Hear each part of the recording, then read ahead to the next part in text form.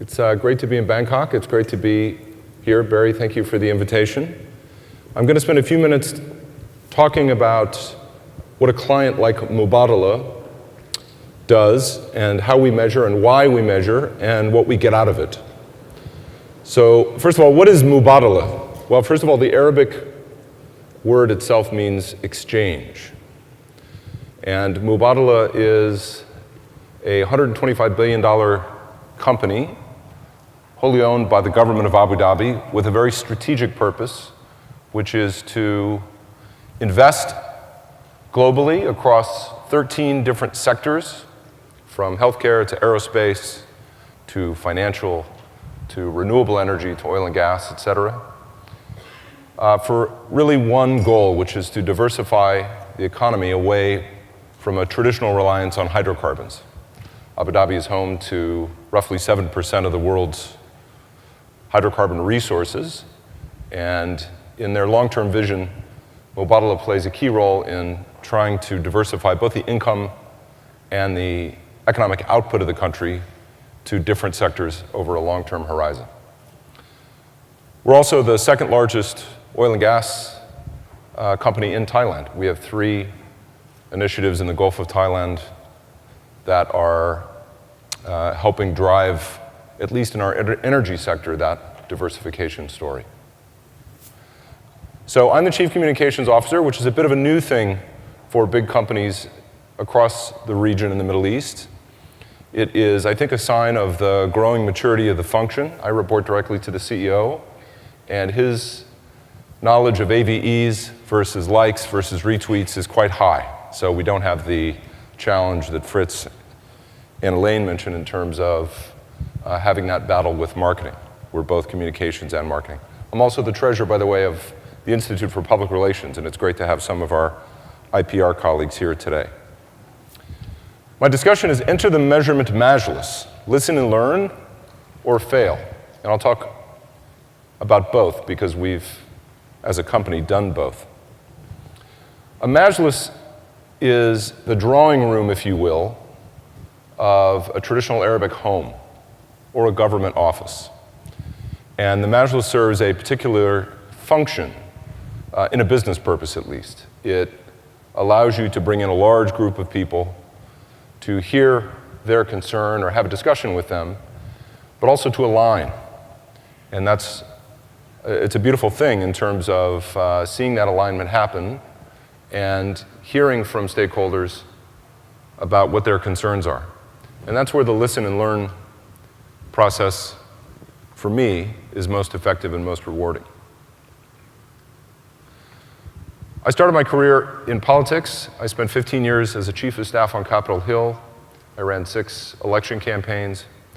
And measurement and evaluation and the insights gained from that process were incredibly valuable to my future agency work and my future in-house corporate communications work.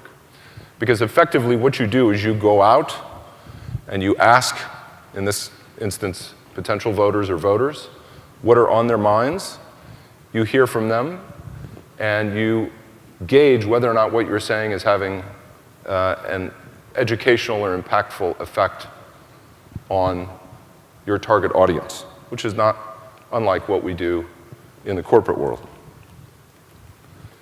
I then went to work for Burson Marsteller for 10 years, and that orientation around research and listening was incredibly valuable. This is just a couple of weeks old, but one of the largest surveys in the Middle East is asking Arab youth what is on their mind on an annual basis, and the local Burson organization goes out every year to find out what are on the minds of young Arabs. Last year, the number 1 concern was around the rise of ISIS and its impact on the region and their future, both personal and professional. This year, probably not surprisingly, they regarded the Trump victory in the US as more consequential, actually, with the decline of Daesh or ISIS and oil prices. And I think that's probably because of the Muslim ban and all of the attention around that, as well as the new sort of political desire of the Trump administration to get close to a number of countries that had a rocky relationship with the Obama administration in the past, hence his visit this weekend, his first international visit to, among other places, Saudi Arabia. Okay, at Mubadala, we measure everything. And this is a journey for us. And I'll explain why we measure everything. We're a business-to-business company. We invest in over 140 different individual companies. So we need, as a communications team, to understand what's going on in our universe of relationships. So we measure, and I'll go into more detail, employees, our media stakeholders, our partners, local citizens in the Emirates of Abu Dhabi, because we want to know how we're doing and if there are things that we should be doing more effectively. And the reason we do that is because continuous improvement is one of our goals. So when we get feedback, some of it often very critical about what we're doing, in the spirit of doing things better, that helps us adapt. And that adaptation, the goal of that adaptation is around getting better at what we do, both as a communications team, but also as a business. Several times every year, we measure our employee base. Within the group, we have 68,000 employees around the world, but within the headquarters, we have around 1,000 that are helping to manage those 68,000. And evaluating their interest and concern periodically gives us a sense of what we're doing right and what we need to be doing better. This is a recent employee forum we had to discuss some of those issues. So I'll mention a couple of specifics here. When we do engagement surveys, we really are trying to find out the things that are going wrong. It's nice to know what we're doing well. But for us to improve, we like to ask slightly tougher questions. So how are employees being informed? How do they feel about the company's leadership? Are their trust levels rising or falling? How do they want to communicate for us? Social media has completely transformed the way Mubadala has gone about its communication. Intent to stay, we like to think we're a company full of highly motivated professionals, and we spend a lot of time investing in our employees, so we want to keep them, and we want to know what it is that is frustrating them about the company. Last year, we found that there were 2 or 3 big issues we had internally. One was around our logical growth as a business, and people were moaning, rightly so, about bureaucracy, over-process, significant numbers of new policies that were being rolled out that they felt were interrupting kind of the agile way we had always done work. So we spent a lot of time, particularly in 2017, looking at these individual examples to see how we can streamline them, because we want to keep those employees, we want to reduce their frustration level and make them more productive. We want to know from the media what they're looking for from us in terms of information, in terms of transparency. We pride ourselves as a company on adhering to world-class standards of transparency. We announce our financial results twice a year. We do an annual report. We get together with our media partners frequently. The media landscape in Abu Dhabi is very interesting. It is home to large international outlets like CNN and Bloomberg and CNBC and Reuters. There are correspondents from all over the world who are there, both full-time and with stringers. There's a significant Arabic media hub. Sky News Arabia is based out of Abu Dhabi. There are official government entities, almost government wire services that distribute news. And a fairly new thing over the last 2 or 3 years has been the significant number of influencers on social media that take our news and distribute it for us almost immediately. One of the benefits of UAE is that trust by UAE citizens in the UAE government is significantly high. There's a high level of adoration almost for the leadership both in the vision of where the country is going and also how it represents and fulfills the wishes of its citizens. And a lot of that, as a government-owned entity, has a beneficial impact on us as well, which is quite positive. And we don't want to do anything that takes away that added advantage. Our executives want to know, both Fritz and Elaine talked about keeping their executives informed. They want to know what's going on, what's being said about us, and how are the issues that we focus on as a company being understood by our stakeholders who read our local and international media. So we do a monthly media audit, both about Mubadala and also our portfolio companies. You see some of them listed there: Emirates Global Aluminium, AMD, Global Foundries, et cetera, because they want to know as much about those companies from a risk and strategy standpoint as they do about Mubadala itself. So we measure traditional media, broadcast and print, and radio. We measure social, and we also look at big issues that spike in terms of trend, as well as those that affect both the corporation and the community. And I mentioned our evolution as a communications team. I'll pick two very specific examples that showcase how savvy the UAE leadership has been around its use of social media. The first on the right is Sheikh Mohammed bin Zayed, who is the Crown Prince of Abu Dhabi and is in Washington today meeting with Trump administration officials and the president yesterday.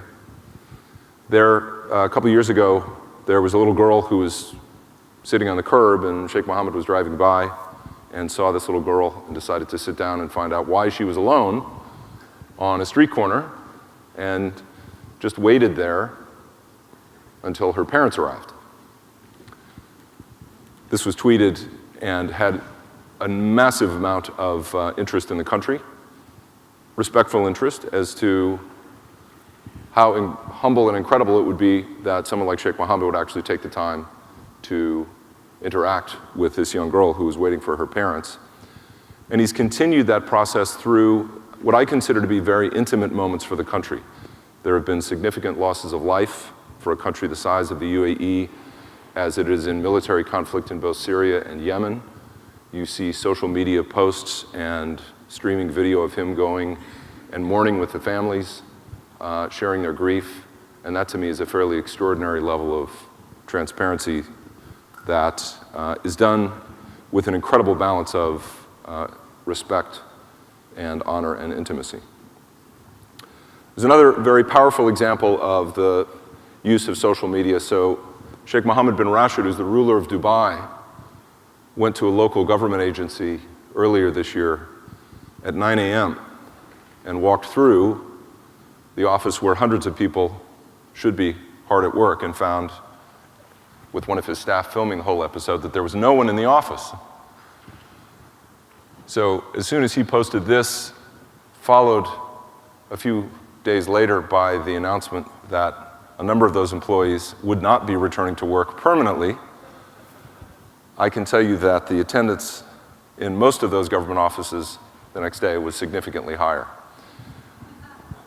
So this leadership, by walking around by example and by using social media to communicate what are important priorities, productivity, responsibility to the country, is quite extraordinary.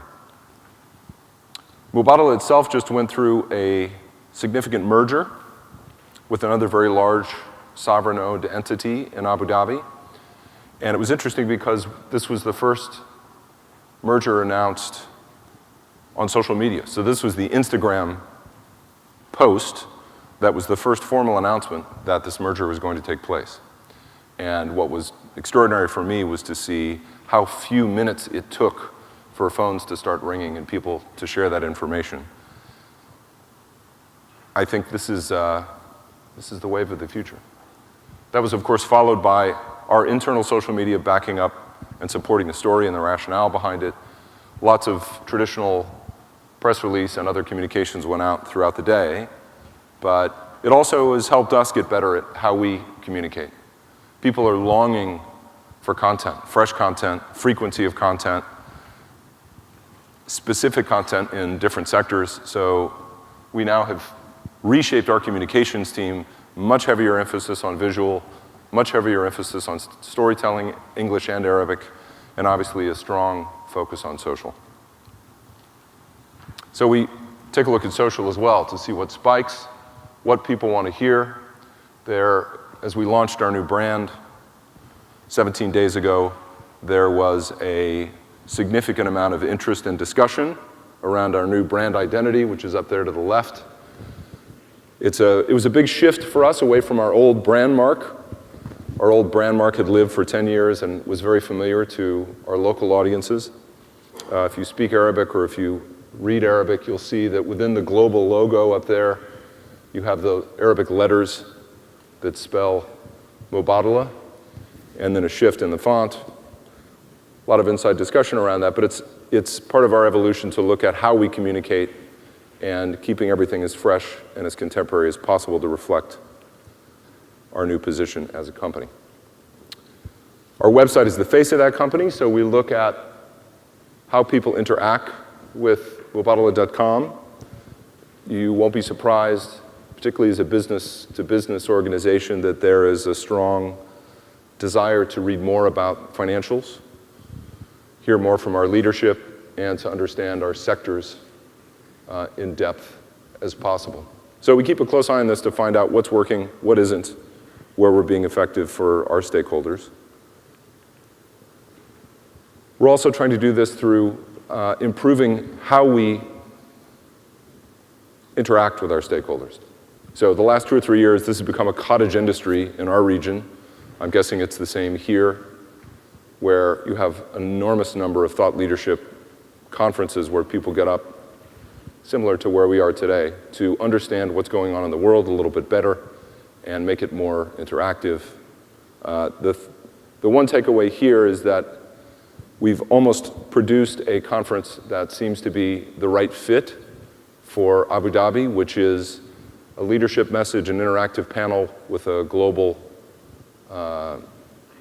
media moderator and a respected keynoter, and then very short TED Talk style presentations, rather than long discourses over 30 or 45 minutes where you start to see people checking their phones and getting coffee. When we launched the new brand, we used measurement to find out what people thought about our reputation and to try and reinforce that in the new identity. Landor was our agency who did this and did a very good job at trying to find those descriptive words that reflected the Mubadala brand. These were the ones that I thought helped us better shape what people were looking for from our outward reflection. You see the old brand there, which is why I put that up. The community, and I'll end with this, the community is extremely important to us. And by community, I mean not just in Abu Dhabi. I mean here in Thailand, where we have a big presence. We have significant investments in China, significant investments in Japan, in Malaysia, in Indonesia, and understanding what the perception is of Mubadala in those communities to us is extremely important, because they're our license to operate. And even more than that, partnership is one of our key principles. So we want to make sure that we're doing things in accordance with those communities where we do business. And we can only do that by listening very well. And I think there have been instances, Barry, in the past where maybe we didn't listen as closely as we would have liked, and it's interfered with our business. So part of our job as a communications team is to learn from those lessons and try and constantly improve. We have daily issues management challenges, as any multinational organization does. And our job is to try and be as humble about those as possible, to recognize where we've done something that could have been better, and to just keep improving. So in that spirit, it's a joy to be here. It's very interesting to hear how other companies are measuring and listening and learning. And I look forward to the rest of the day and tomorrow. Thank you very much.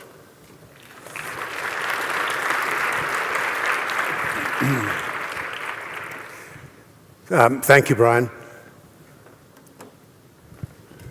It strikes me, Brian, you've got a very sophisticated approach within your team, the way you've shaped it. I particularly liked or took out of it what you said, we measure everything. Helps us continuously improve. Yeah. If you had one piece of advice to people in the room who are not yet measuring anything, much less everything, what would it be, do you think? Experiment. Okay. Experiment. And get permission to experiment. Because we have found that if you have an executive team that's willing to try things a little bit differently, that may be slightly unorthodox, that gives you as a communications or marketing person the right to do things a little bit differently. And I think you'll be surprised. We've been very surprised by what we've found when we've gone out to certain stakeholders we never would have expected to interact with, to see what they say. I'll give you a good example. One of the key initiatives for Mubadala is tackling unemployment in a certain area of the Emirate. And there's a very high level of unemployment in a city called Al Ain, which is a smaller city. It's home to UAE University. And unemployment is particularly specific for females of this generation. So when we decided to put an aerospace manufacturing plant there, everyone said, well, that's not going to work because you have females who aren't trained, who've never been in the workforce before. So we decided to experiment.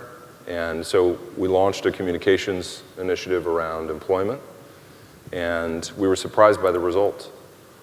Almost 50% of the employees at this factory are Emirati employees working on an assembly line. 84% of those employees are female.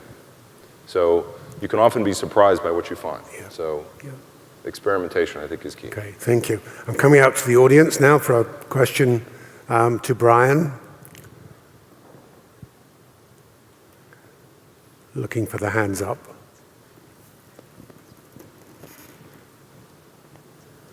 Okay. There's one over here. Front row, please. Hi. I'm interested from the perspective that essentially this is government communications. Are there specific challenges that you have in setting objectives which you then measure against that would be different for, say, more commercial organisations? Because it feels like with government ownership in the UAE, it's a different dynamic than you have in other environments. Yes and no. I mean, I think some of them are culturally specific, perhaps, around the legal framework in the UAE. But otherwise, as you've seen, there's a high degree of interest from the leadership in understanding its stakeholders better. So nothing, I don't think, that would be unusual from any other organization doing business in very different countries. Okay.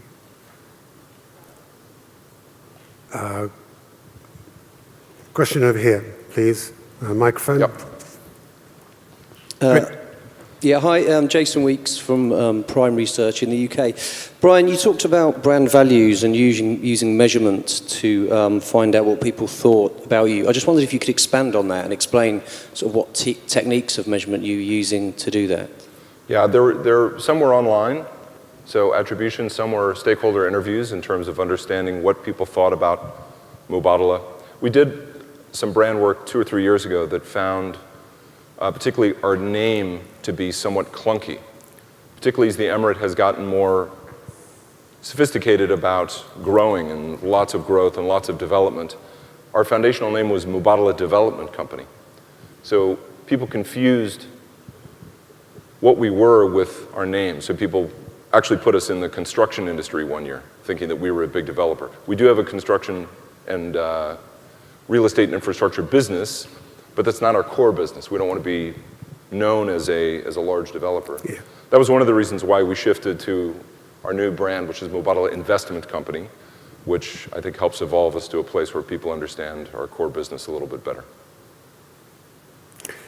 Question on the front row for a microphone. Hi, I was wondering about your various different measurement that you do. How much of it is integrated? Now, you don't have to tell us who your providers are, but how many vendors do you have working for you? And does the integration happen at vendor level, or do you receive the data and then do you integrate it, or do you keep the data in silos? So perhaps if you could expand a bit more about that whole integrating the whole piece beyond media content analysis. It's both. Yeah. It's both. So certain vendors work with other vendors to integrate information around, let's say, our media analysis we do on a monthly basis. And then a lot of that my team has done just from a human and judgment perspective. One of the challenges we've had in the past is just having a discussion with our executive leadership who think that automating a process such as news gathering is just an internet-based series of clicks or an RSS feed or whatever automated system you would have. And in fact, I think the most valuable role that the team plays is that application of judgment, what they need to see. They're very busy, so that filter of consolidating and synthesizing information is important. So we do both. Okay, thank you. Brian, I'm going to, we'll take one more. Thank you. Hi, Phil from Newton. Brian, how are the results of your analysis programs distributed internally? How are they received? What is the management appetite for this information? That's a very good question. Mostly well received. There is still an articulation of those challenges that has to go through making it business specific. And I'll tell you what I mean by that. If you go out to your employees, for example, and they say, well, we're frustrated with I mentioned bureaucracy or the slow decision making, or they're curious about the new strategy, just sending that up to the executive team, for example, has had the impact in the past of making them feel like they're just not happy and they're whining and they're griping and there's something wrong inside the organization. So using that information as a team and trying to get a solution out of that they can act on has made them much more receptive to getting this information regularly. I think we have a responsibility to both inform them when things aren't going right, but also to provide them with something they can act on. For a while, when we started several new pieces of measurement, the reaction was, look, can't do anything about this, quit sending me information I can't do anything with. So bubbling that up in a way that has more impact, that they can then read that and either get together as a group or individually act on it, has been much more valuable in terms of respecting their time, but also making them open to feeling that this is a productive channel for them. Please thank Brian for being with us. Thank you all.